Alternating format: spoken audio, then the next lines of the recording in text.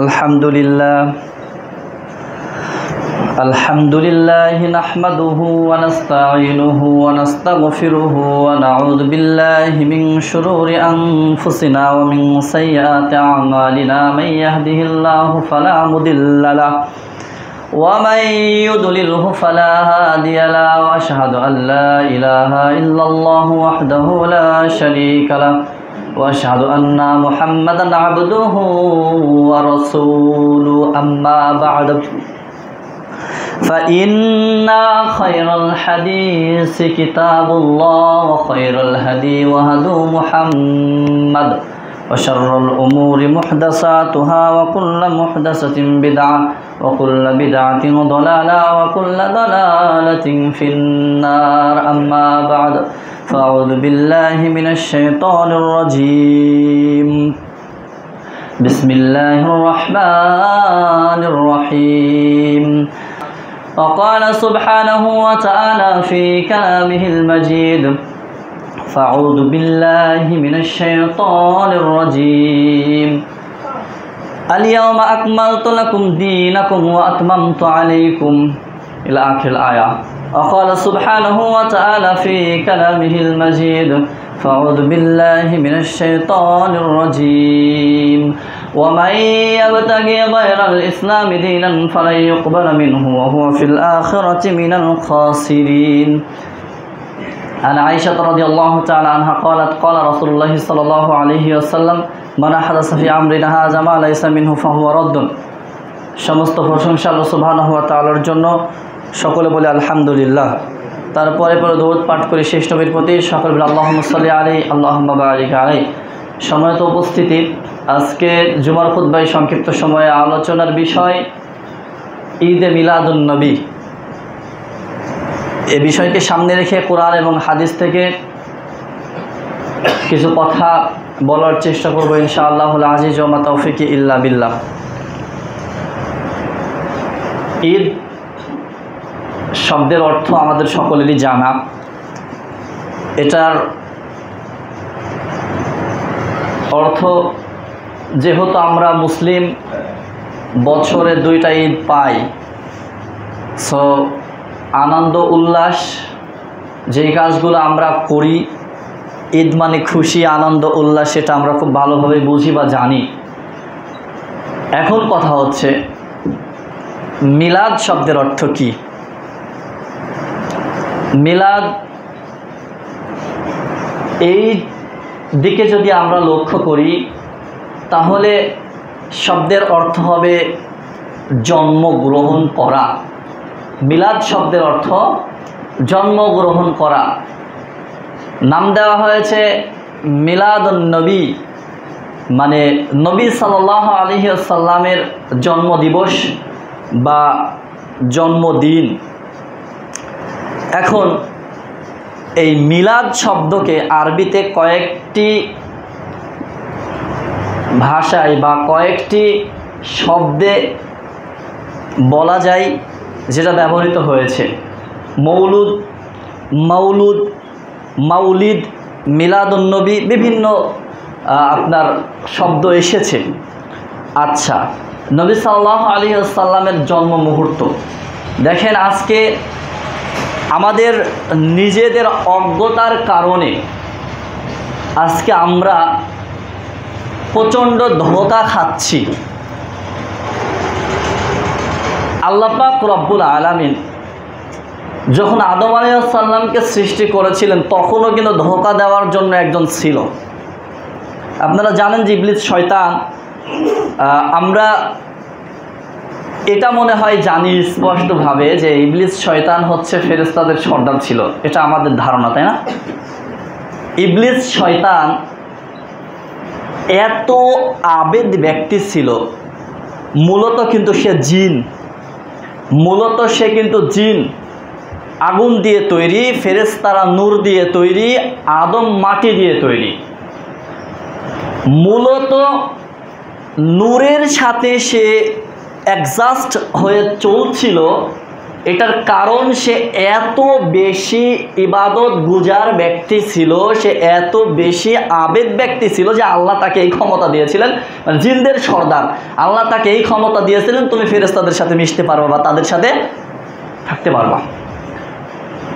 আদমকে যখন তৈরি করা হলো, আল্লাহ পাক রব্বুল আলামিন যখন তাকে সৃষ্টি করলেন এবং সমস্ত ফেরেশতা হুকুমের দাস, যে আমার প্রতিপালক আমাকে হুকুম করলেই আমি সঙ্গে সঙ্গে তার হুকুম শুনতে রাজি, ফেরেশতারা সবাই আদমকে লুটে পড়ে সেজদা করলো, তাজিম সম্মানের সেজদাটা আপনার আমার সবার জানা কথা, ইতিহাস।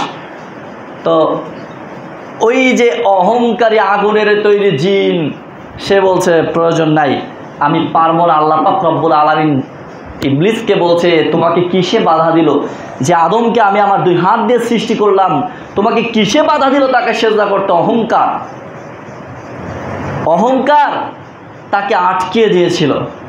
তো আমি যেটা বলতে চাচ্ছিলাম, এইরকম আমাদের বর্তমান সময়ে আপনার মালয়েশিয়ায়, আপনার এরপরে বলেন মিশরে, সুদানে, নাইজেরিয়ায়, আরও বিভিন্ন দেশগুলাতে, বাংলাদেশ, ভারত, পাকিস্তান, এই যে যেই সব দেশগুলা, এর ভিতরে যে মুসলিমগুলা রয়েছে, তুরস্ক, এরপরে যত মুসলিম কান্ট্রি রয়েছে, এরপরেও এই সব ইহুদি খ্রিস্টান গোত্রের ভিতরে যেই মুসলিমরা রয়েছে, তাদের কাছে ইসলামের আলো এখন পর্যন্ত পরিপূর্ণভাবে পৌঁছেনি, যার কারণে ইবলিস শয়তানের যেই ধর্ম, সেই ধর্ম তাদের কাছে আগে পৌঁছেছে বিধায় তারা আজকে ঈদে মিলাদুন নবী চালু করেছে।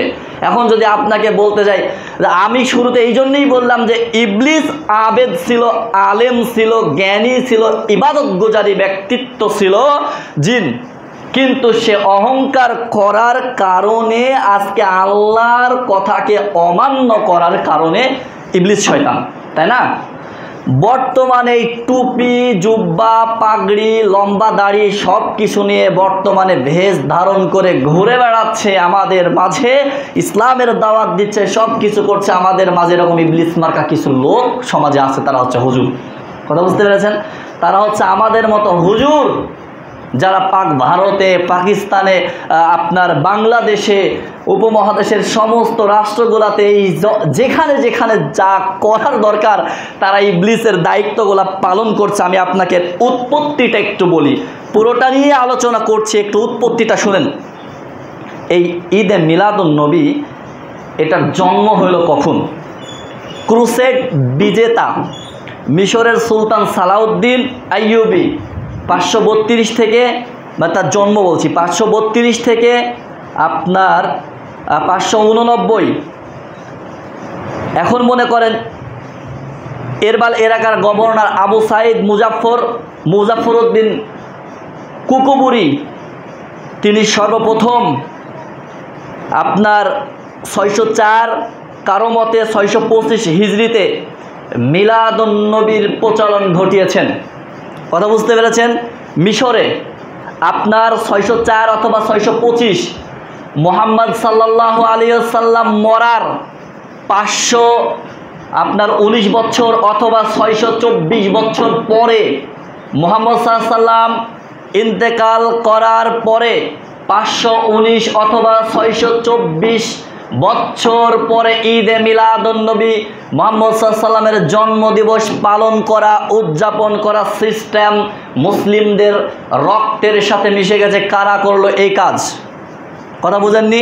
মুহাম্মদ সাল্লাল্লাহু আলাইহি ওয়াসাল্লাম জানেই না আমার ঈদ, আমার জন্মদিবস পালন হচ্ছে, আমি জানি না যে আমার জন্মদিবস পালন হচ্ছে।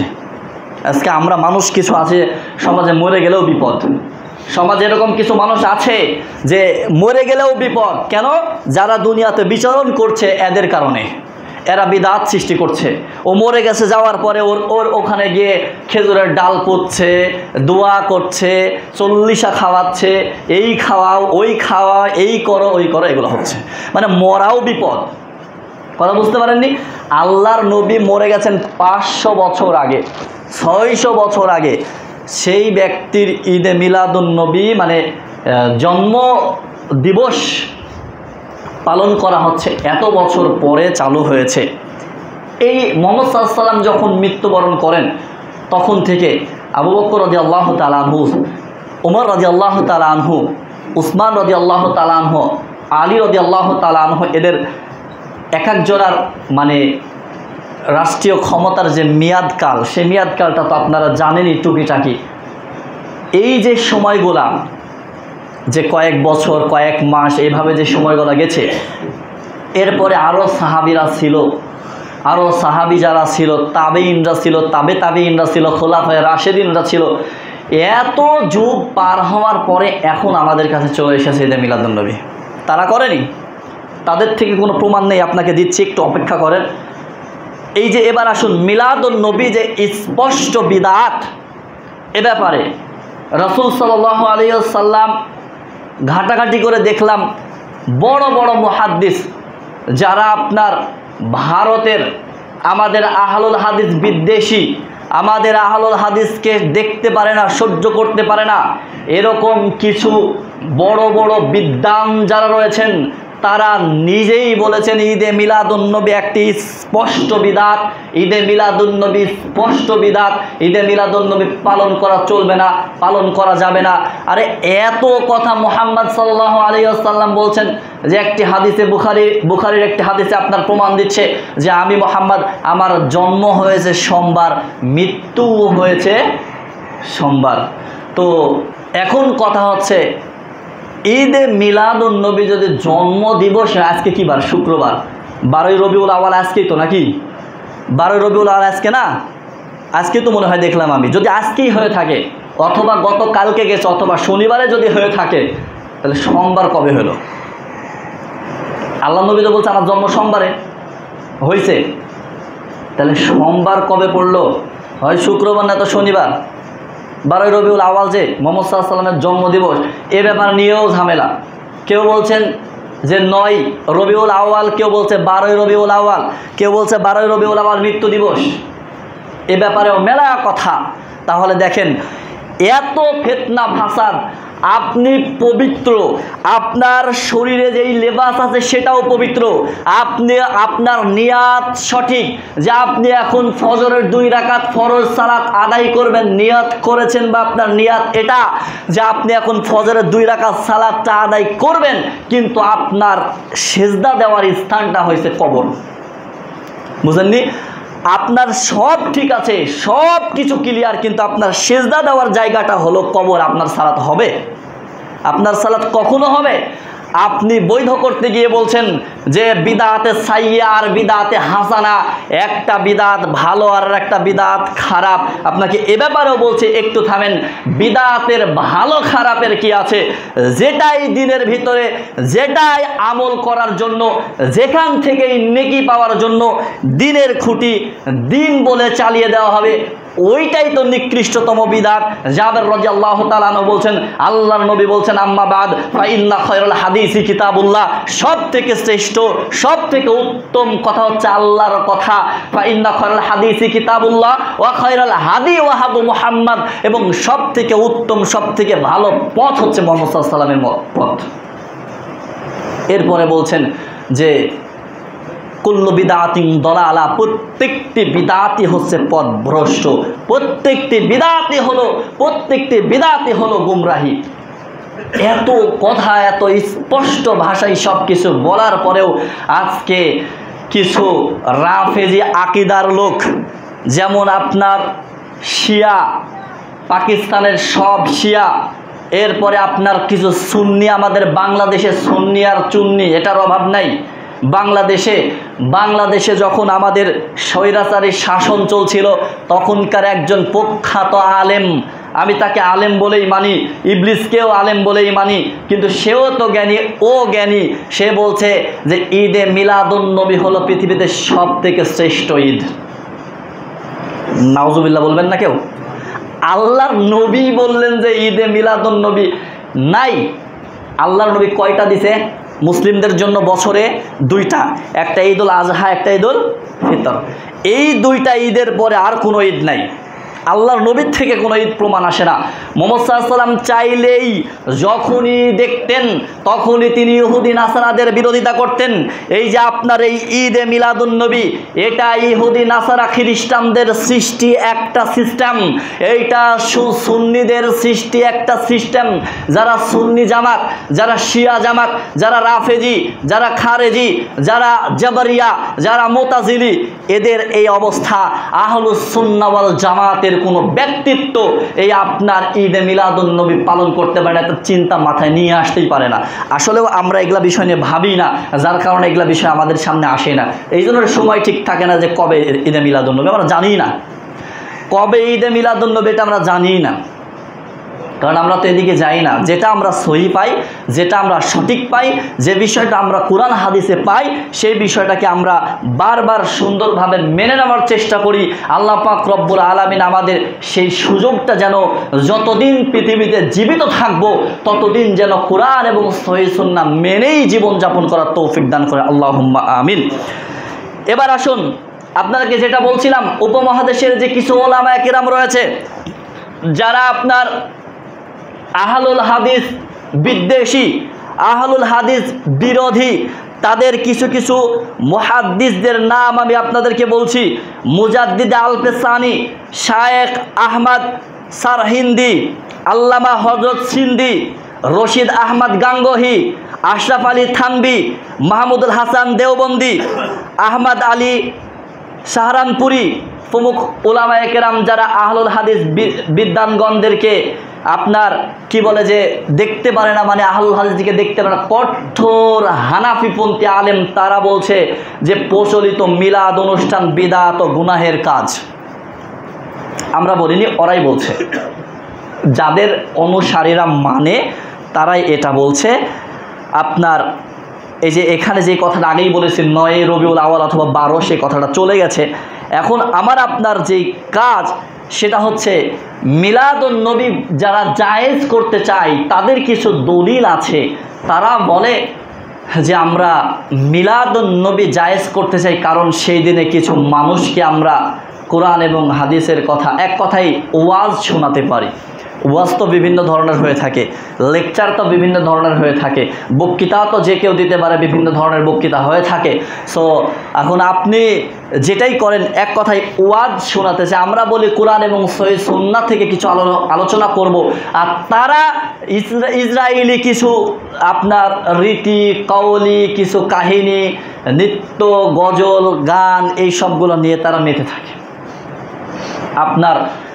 আপনি যখন একটু নেটে সার্চ দিয়ে দেখবেন যে ঈদে মিলাদুন্নবীর আসল তথ্যটা, গোমরটা কি, তখন আপনার বিভিন্ন চিত্র 1900 কত সালে যেন ব্যবহৃত হয়েছে, মানে যেগুলো পালন হয়েছে সেই সব আপনার সিস্টেমগুলা, ফটোগুলা, শালগুলা, সব সিস্টেম আপনার সামনে আপনার চোখে ভাসিয়ে দিবে, আপনাকে দেখিয়ে দিবে যে এটার উৎপত্তি কই থেকে আসলো, এটা কিভাবে হলো, কিভাবে মুসলিমদের ভিতরে ঢুকে পড়লো।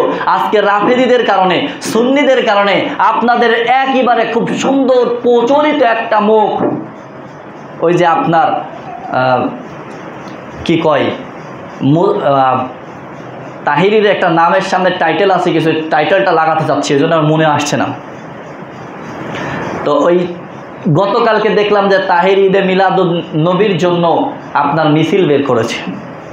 ঈদে মিলাদুন্নবী মানে সুন্নি, এগুলো সুন্নি পীর, এগুলো সুন্নি পীর যারা আপনার কবরকে হালাল মনে করে সেজদা করা, যারা আপনার কবরকে হালাল মনে করে সেজদা করা, এই সব নেক্সট সুরতে আমরা কিছু আলেম নামের ইবলিস বা ইসলামকে নষ্ট করা, ওই যে আপনার কথা আছে যে পুকুর নষ্ট করে পানা আর গ্রাম নষ্ট করে কানা, হুজুর সমাজ নষ্ট করে সুন্নি শিয়া রাফেদি মুতাসিলিরা।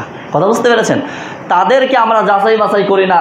এই সুর আর এই গজল আর এই কাহিনী চলে আসছে। আপনাদের খুব পরিচিত একজন বক্তা ছিল, খুব পরিচিত, ভৈরবী, তুফাজ্জল হোসেন ভৈরবী, মরে গেছে, আল্লাহ তাকে মাফ করুক। হায়রে ওয়াজ করছে, একেবারে বাপ মাকে কাদাই ফেলছে, সন্তানদেরকে কাদাই ফেলছে, এত পাগল করছে, কিন্তু তার আকীদা টেরা। কি কয় জানেন?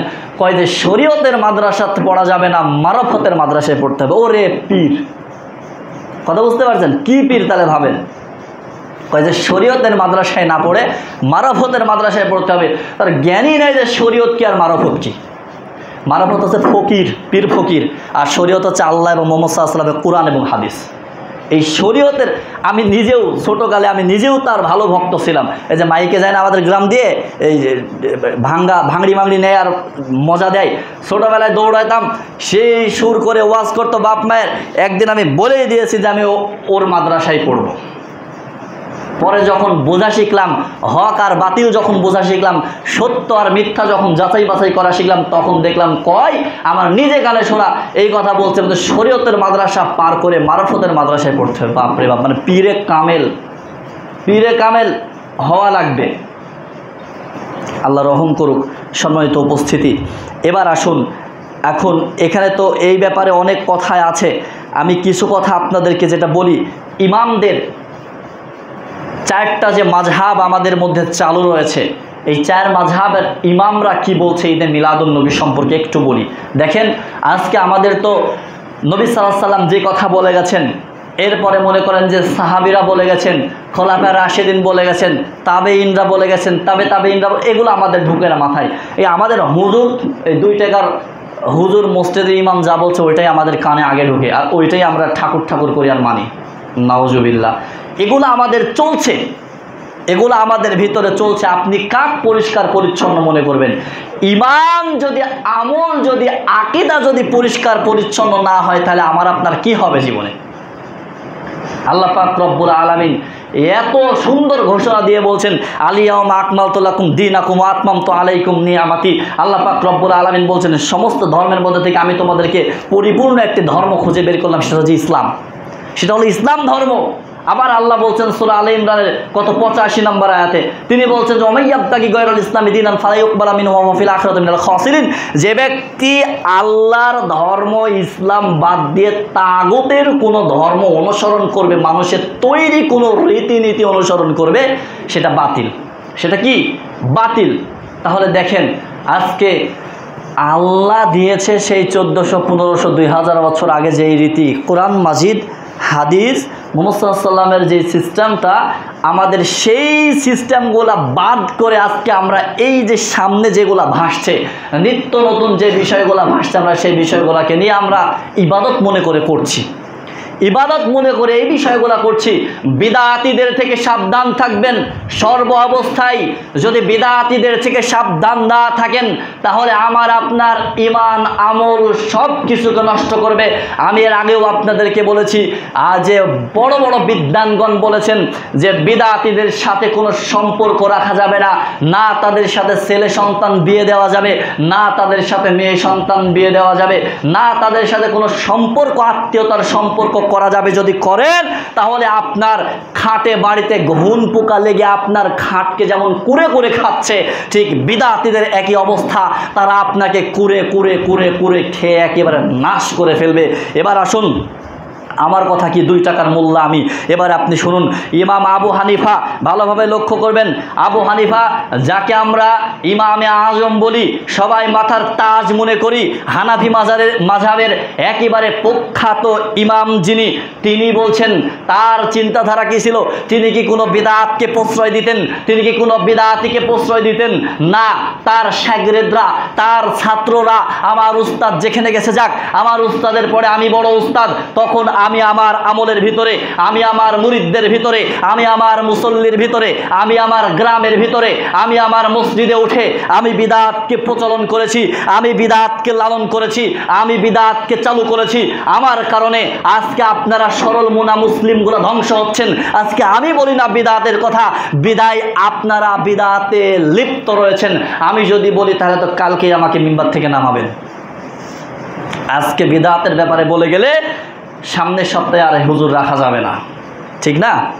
এটাই তো হচ্ছে, যার কারণে হুজুরেরাও ভয়ে আছে। কি করে বলি বিদআতটা? হুজুরেরাও ভয়ে আছে, বিদআতটা বলে। হক কথা বলাই তো কষ্ট না, হক বললেই তো পকেটে টাকা আসবে না, হক বললেই তো টাকা আসবে না পকেটে। আর টাকা ছাড়া দুনিয়াতে কি আছে? টাকা ছাড়া এই দুনিয়াতে কিচ্ছু নাই। এই দুনিয়াতে আমি যদি রাস্তা দিয়ে ঘুরে বেড়াই, আমাকে 1 টাকা কেউ দিবে না, খাইতেও দিবে না কেউ। এখন নিরুপায় হয়ে আপনাকে দোয়াও করা লাগে, যেটা মুহাম্মদ সাল্লাল্লাহু আলাইহি ওয়াসাল্লাম করেনি, আল্লাহর কাছে গিয়ে কি হবে ওইটা তার ভাবা না। ভাবা হচ্ছে মরার পরে এই দুনিয়াতে যত কষ্ট, এই কষ্টের পরে যে কবরে আরো বেশি কষ্ট, ওইটা তো চোখে দেখছি না, ওইটা যা হবে তখন দেখা যাবে। এরকম চিন্তা ভাবনা করেই আজকে হুজুরেরা এই কাজ করে। শোনেন, যতদিন হায়াত থাকবে, যতদিন বেঁচে থাকব, কোরআন হাদিস নিজে বুঝে না পারলে আরেকজনের কাছে যাব। আপনাদের সোজা একটা সরল মনা প্রশ্ন, এই প্রশ্নকে আমি মানি না। আপনাদের এই প্রশ্নটা কখনো কাউকে বলবেন না, কোনোদিনও না। আল্লাহ পাক রব্বুল আলামিন বলছেন, ইয়া আইয়ুহাল্লাযীনা আমানু আতিউল্লাহ আতিউর রাসূল ওয়া উলিল আমরি মিনকুম। আল্লাহ বলছেন তোমরা আল্লাহ এবং তার নবীর কী করো, আনুগত্য করো, এবং তোমাদের সমাজে যারা মাতব্বর বা নেতা রয়েছে তাদের কি করো, মেনে নাও বা তাদের আনুগত্য করো। যদি একটা কোনো বিষয় নিয়ে, পরের অংশে বলছেন, যদি কোনো বিষয় নিয়ে ঝামেলা পাকে, কোনো ফতোয়া নিয়ে ঝামেলা পাকে, কোনো সমস্যা দিনের ব্যাপারে যা তুমি অস্পষ্ট বুঝছো না, তাহলে তুমি এই যে আল্লাহ এবং তার নবীর দিকে জিনিসটা ছেড়ে দাও। যদি তোমার ইমাম ভালোভাবে না বলতে পারে, তার কথাকে ডাস্টবিনে ফেলে দাও। কিন্তু আমরা এটা করি, আমরা কই যে ওই হুজুর কয় এই কথা, ওই হুজুর কয় ওই কথা, ওই হুজুর কয়, আমি যাব কোথায়? এটা আপনাদের চিন্তা, কিন্তু আল্লাহ তো ওইটা দেখবে না।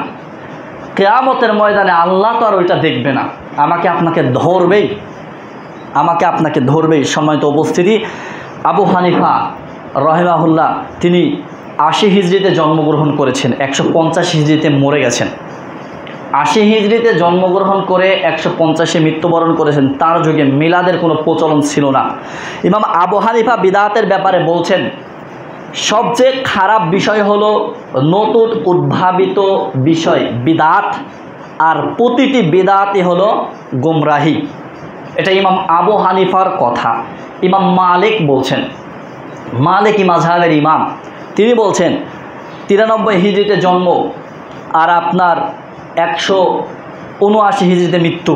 তিনি বলছেন মদিনার আমলকে রাসূল সাল্লাল্লাহু আলাইহি ওয়াসাল্লামের সাহাবী তাবেঈনদের আমল শরীয়তের দলিলকে মেনে নিতেন।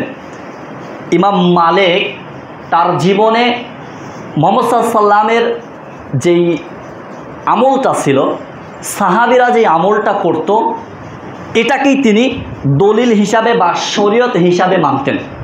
তার মানে আপনার বিদআতের কোনো প্রচলন তার কাছে পাওয়া যাবে না। তার বিখ্যাত উক্তি, তিনি বলছেন, যে ব্যক্তি ইসলামের নতুন কোনো কাজকে ভালো মনে করবে, সে আসলে মনে করছে যে মুহাম্মদ সাল্লাল্লাহু আলাইহি ওয়াসাল্লাম রিসালাতের দায়িত্ব, আল্লাহর কাছ থেকে প্রাপ্ত দায়িত্ব পালনে তিনি খিয়ানত করেছেন। নাউজুবিল্লাহ। ইমাম মালিক বলছেন, যে ব্যক্তি বিদআত, ইসলামের নতুন কোনো কাজকে উদ্ভাবন করবে, ইসলামের ভিতরে ঢুকাবে, মানে একটা জিনিস বুঝে আসে না যে ওই যে একটা হাদিস আপনাদেরকে শুনিয়েছিলাম যে আয়েশা রাদিয়াল্লাহু তাআলা আনহাকে বলছেন, তিনজন লোক এসে বলছেন যে আল্লাহর নবী কোথায়, কে কি আমল করতেন একটু বলেন। তখন তার কাছে বর্ণনা করা হলো, তখন তিনারা তিনজন বলছেন যে না না না, নবী তার তো গুনাহ খাতা ক্ষমা, আমরা সাধারণ মানুষ, আমরা হয়তো অনেক বেশি গুনাহ খাতা বা পাপ করে ফেলি, সো তার গুনাহ খাতা আল্লাহ ক্ষমা করে দিয়েছেন। তো তার আমলের কাছে যে আমলের বর্ণনা শুনলাম, সেই আমলটা আমাদের কাছে খুবই কম মনে হলো, এই জন্যে তিনজন তিনটা মানে মনের চাহিদা প্রকাশ করলেন। একজন বিয়ে করতে চাইলেন না, একজন সালাত ছাড়বেন না কোনোদিন, আর একজন সিয়াম কোনোদিন ছাড়বেন না। আল্লাহ নবী তখন তাদেরকে দেখে পরে বলছেন যে তোমরা কি তারা? তো বলছে হ্যাঁ আমরাই তারা। বলছে দিনের ভিতরে নব আবিষ্কৃত বিষয় থেকে দূরে থাকবা, কারণ আমিও মানুষ, আমি মুহাম্মদ বিয়ে করেছি, আমি সালাত আদায় করি এবং রাতে ঘুমাই, আবার আমি সিয়াম পালন করি, সিয়াম ছাড়ি। বুঝতে পেরেছেন? এরপরে আল্লাহ বলছেন আবার যে দিন পরিপূর্ণ, সেদিনে আপনাদেরকে উদাহরণ দিয়ে বোঝাইছিলাম যে একটা জগ বা একটা ঘড়া বা একটা গ্লাস যখন পরিপূর্ণ হয়ে যায়, ওর ভিতরে আর কোনো পানি দেওয়া যায় না। সিম্পলভাবে যদি খাটের উপর কোনো মেহমান যায়, আর যদি আপনার ছোটো বাচ্চাটাও হয়, যদি সে ওই ভর্তি গ্লাসের ভিতরে আবার একটু পানি দেয়, তখন গ্লাসটা উঠলে পানি পড়ে যায়। আর তখন আপনি সেই ছোটো বাচ্চাটাকেও কী করেন, একটা ঝাড়ি হলেও দেন। আপনি তো মানুষ, আপনি তার গার্জিয়ান। আমাদের গার্জিয়ান কে? আল্লাহ। তো আল্লাহর দিনের ভিতরে আপনি নতুন যোগ করবেন, আল্লাহ আপনাকে ঝাড়ি দিবে না? আল্লাহর দিনের ভিতরে নতুন কিছু যোগ করবেন, আল্লাহ আপনাকে তুলে রাখবে? বুঝতে হবে। এখন দেখুন, তিনি বলছেন, ইমাম মালিক তার বিখ্যাত উক্তি, যে ব্যক্তি ইসলামে নতুন কোনো কাজকে ভালো মনে করবে সে আসলে মনে করছে যে মুহাম্মদ সাল্লাল্লাহু আলাইহি ওয়াসাল্লাম খিয়ানত করেছেন, কারণ আল্লাহ বলেছেন আজ আমি তোমাদের জন্য দিন পরিপূর্ণ করে দিয়েছি, সূরা মাইদা। আচ্ছা, অর্থাৎ মিলাদের মতো নতুন বিদআতকে দিনের মধ্যে স্থান দেওয়া অস্বীকার করেছেন ইমাম মালিক। ইমাম শাফি যেটা বলছেন, শাফি মাযহাবের ইমাম 150 হিজরিতে জন্ম আর 204 হিজরিতে মৃত্যুবরণ করেছেন। তিনি বিদআতকে দুই ভাগ করেছেন, বিদআতে মাহমুদা ভালো বিদআত, বিদআতে মাহমুদা ভালো বিদআত যা শরীয়তের সাথে বিরোধ করে না। যেমন কিতাব, মানে একটা বই আপনি লিখলেন বা আপনি মাদ্রাসা তৈরি করলেন, আপনি আরও কিছু করেন, যেমন এই যে আগেই বলেছিলাম এই লাঠিটা, এই মোবাইলটা, এই মাইকটা, এগুলা বিদআত, বিদআতে মাহমুদা, এগুলা বিদআতে মাহমুদা। এগুলোর জন্য আপনার নেগির কোনো বা ইসলামের কম বেশি কোনো কিছু হচ্ছে না, আপনি এখান থেকে স্বার্থ হাসিল করছেন। এই যে ফ্যান, এই ফ্যানটা কোনো মুসলিম তৈরি করছে না, ইহুদি নাসরা তৈরি করছে। আল্লাহ এটাই দিয়ে দিয়েছেন যে ইহুদি নাসরা তারা তৈরি করবে আর মুসলিমরা বাতাস খাবে আর সালাত আদায় করবে। কথা বুঝতে পেরেছেন? সো এটা আবার আপনার আমলের ভিতরে কোনো যোগ বিয়োগ করে না, যার কারণে এটা বিদআতে মাহমুদা। এই বিদআতটা চলে, আপনার লাঠি, মাইক, গাড়ি যা আছে, বাস ট্রাক, কারেন্ট যা আছে, অলয় সব কিছু চলে। কিন্তু দিনের ভিতরে আপনি যখনই আপনি সূরা ফাতিহার ভিতরে আরেকটা জিনিস অ্যাড করে দিবেন, আরেকটু কিছু ঢুকিয়ে দিবেন, বা আপনি যখনই বলে দিবেন যে মুহাম্মদ সাল্লাল্লাহু আলাইহি ওয়াসাল্লাম কবরে ডাল পুঁতেছিলেন খেজুরের, এন্ড কোন কবর, কি করা কবর, কবেকার কবর, কিসের কবর, কেন পুঁতলেন এটা তো আপনি জানেন, খালি পুঁতেছে বলে পুঁতেছেন। মানে আসলেও কি সেটা কি মানে আপনার নতুন না পুরাতন এটা তো জানতে হবে, কিছু শর্ত তো আছে। আচ্ছা, এবার আসুন দ্বিতীয় বিদআত যেটা, সেটা হচ্ছে বিদআতে মাজমুমা, নিন্দনীয় খারাপ বিদআত যা শরীয়ত বিরোধী। যেমন নতুন ইবাদত উদ্ভাবন করা। বিদআত পাপের হয়, জাহান্নামে যাওয়ার কারণ হয় যেটা ইবাদতের ভিতরে করা হয়। ভালোভাবে বুঝছেন, যেটা ইবাদত মনে করে ইবাদতের ভিতরে করা হয়। সালাতের পরে ইবাদত মনে করে জামাতবদ্ধভাবে একসাথে দোয়া করাটা স্পষ্ট বিদআত, যেটা মুহাম্মদ সাল্লাল্লাহু আলাইহি ওয়াসাল্লাম করেনি। কথা বুঝতে পেরেছেন? ইবাদতের ভিতরে। আচ্ছা, ইবাদত মনে করে, তাহলে রাসূল সাল্লাল্লাহু আলাইহি ওয়াসাল্লামের জন্মদিনকে ঈদের মতো পালন করা এটা বিদআতের নতুন পদ্ধতি। তাই ইমাম শাফির সংজ্ঞায় এটা বিদআতে মাজমুমা, এটা বিদআতে মাজমুমা, মানে নিন্দনীয় বিদআত, চলবে না, খারাপ। লাস্ট একজন ইমাম আহমদ ইবনে হাম্বল, তিনি 164 হিজরিতে জন্মগ্রহণ করে 241 মৃত্যুবরণ করেছেন। তিনি বলছেন বিদআতের ব্যাপারে প্রচণ্ড কঠোর ছিলেন। তিনি যে কথা বলছেন আপনাদেরকে আগেই হয়তো বলে দিয়েছি। তার উক্তি যে ব্যক্তি বিদআতকে সম্মান করবে, আমি বলেছি যে সম্পর্ক রাখবে, ইমাম আহমদ ইবনে হাম্বল বলছেন সম্মান করবে। এটা তো বিশ্লেষণ করতে গেলে আরও কঠিন কাজ হয়ে যায়। আমরা একজন আরেকজনকে সম্মান জানাই কি বলে? আল্লাহ নবীর পদ্ধতিতে আসসালামু আলাইকুম, তাই না? সালাম দিয়ে খোঁজ খবর নিই, আপনি কেমন আছেন, আপনার কি অবস্থা। সম্মান আর এমনিতেই খাতির সম্পর্ক আছে, এটা একটা বিষয়। আর ভালোভাবে সম্মান দেখানো আরেকটা বিষয়। ইমাম আহমদ ইবনে হাম্বল কড়া কথা বলছেন, যে ব্যক্তি কোনো বিদআতি ব্যক্তিকে সম্মান করবে সে তার ইসলামের পতন ঘটালো, সে তার ইসলামকে ধ্বংস করে ফেললো। তাহলে দেখেন বিদআতিরা কত মারাত্মক আর কত ভয়াবহ। 4 ইমামের যুগে এই ঈদে মিলাদুন নবীর কোনো প্রচলন ছিল না, কোনো প্রথা চালু ছিল না। তার মানে আমাদেরকে এই ঈদে মিলাদুন নবী যেই কথাটা সুন্নি শিয়ারা বলছেন, বেরলভী আকীদার লোক বলছেন, এই কাজ আমাদের করা যাবে না। আপনাদেরকে এরকম কিছু ভ্রান্ত আকীদার ভিতরে একটা সবথেকে ডেঞ্জারাস একটা আকীদা পড়ে, সেটা হচ্ছে জাবরিয়া। মুতাজিলিরা কঠিন, জাবারিয়ারা আরও কঠিন। এদের ব্যাপারে কিছু একটা হালকা একটু আন্দাজ আপনাদেরকে দিয়ে আমি শেষ করে দিচ্ছি। দেখেন, তারা বলে যে একটা আপনার শের আছে, হাসির শের আছে। জাবারিয়া আকীদার কোনো একজন ব্যক্তি মসজিদ প্রাঙ্গণে এসে বলছে হাজা বাইতুন বাইতুল্লাহ, ওয়াহাজা জাইতুন জাইতুল্লাহ, আনা মিসকিন আবদুল্লাহ আখাল তুমিন বিসমিল্লাহ। মানে শের বলছে যে এই যে মসজিদ দেখা যাচ্ছে এটা আল্লাহর ঘর, মসজিদের ভিতরে যে হারিকেন বা বাতিতে তেল রয়েছে ওই তেলটাও আল্লাহর। হাজা বাইতুন বাইতুল্লাহ ঘর আল্লাহর, ওয়াহাজা জাইতুন জাইতুল্লাহ, এবং তার ভিতরে যে তেল আছে ওইটাও আল্লাহর। আনা মিসকিন আবদুল্লাহ, আমি ফকির, আমি মিসকিন, আল্লাহর বান্দা আবদুল্লাহ। আখজ তুমিন বিসমিল্লাহ, আমি ধরলাম সেটাকে বিসমিল্লাহ বলে, মানে চুরি করছে। তাদের চিন্তা যে যদি কেউ জেনা করে সে নিজে ইচ্ছায় স্বইচ্ছায় জেনা করে না, আল্লাহ তাকে করিয়েছে। চুরি করলে সে চুরি করেনি, আল্লাহ তাকে চুরি করিয়েছে। ওই জন্য সে বলছে যে আখজ তুমিন বিসমিল্লাহ, আমি বিসমিল্লাহ বলেই আল্লাহর নাম নিয়ে চুরিটা করলাম বা ধরলাম। পিছন থেকে চালাক চতুর মুয়াজ্জিন ওই বেটা লাঠি হাতে করে এসে বলছে আর জরবু মিন জরবিল্লাহ, মায়েরও আল্লাহর পক্ষ থেকে আমি তোকে পিটাচ্ছি। কথা বুঝতে পারেন, টিট ফর ট্যাট, মায়েরও আল্লাহর পক্ষ থেকে আমি তোকে পিটাচ্ছি।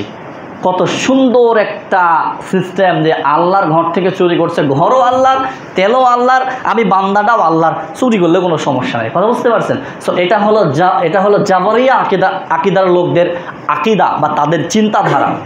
এরকম ভ্রান্ত আকিদা অনেকেরই আছে। আমরা সহি সালামতে সঠিকভাবে কোরআন এবং সুন্নাহর বাহিরে না গিয়ে কোরআন এবং সুন্নাহ আমাদের যেটা বলছেন আমরা সেই কাজটা অবশ্যই পালন করব, এবং কাল কবরে গিয়ে যাতে করে আমাদের কবরটা আলোকোজ্জ্বল হয়, অনেক সুন্দর হয়, আমাদের আমলটা যেন একেবারে সুস্থ সুন্দরভাবে খুব দেখতে শোভনীয়ভাবে আমাদের কবরে এসে আমাদের সঙ্গী হয়, সাথী হয়। আল্লাহ যেন সেই তৌফিক দান করেন। আল্লাহুম্মা আমিন।